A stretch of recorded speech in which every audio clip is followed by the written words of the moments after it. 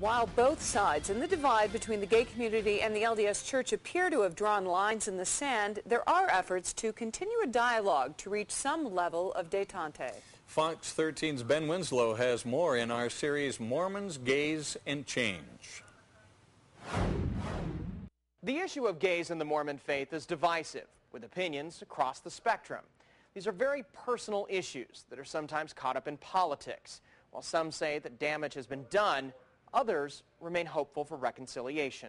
The Church's doctrine is based on love. Members of the gay community and the LDS Church have quietly been making efforts to find some common ground.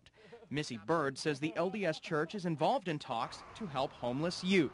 The conversation has started, so between me, Volunteers of America, other advocates in the community for homeless youth, and the LDS Church, there is definitely a conversation that's being had. Even while criticizing the church, LGBT community leaders have met with LDS leaders. We were sharing stories, and those stories were a way that we could help build a bridge of understanding. The LDS Church declined Fox 13's interview requests, but in its most recent statement noted its support for some LGBT issues. While the Church is strongly on the record as opposing same-sex marriage, it has openly supported other rights for gays and lesbians, such as protections in housing or employment. Some say it's not enough. Not everyone's a member of the LDS Church, and I think probably Proposition 8 was the beginning of the battle and their involvement with it.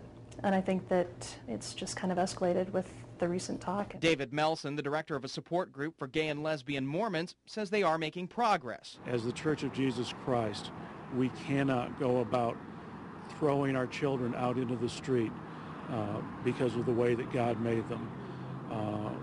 We can't go on with the suicides because people are told that they have no worth and no value by men that they hold to be in authority. David Pruden, who runs Evergreen International, says the church hasn't wavered on its beliefs. But I do believe that our hearts have become softer towards something that people generally didn't understand.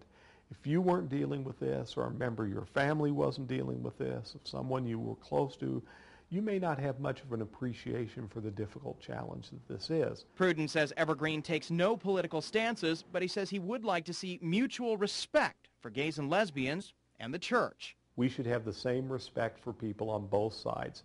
If we say we need you to respect us if we decide to live the doctrines of the church when we have homosexual feelings, it's important that we also say that we respect and love individuals who may make a different choice in their lives.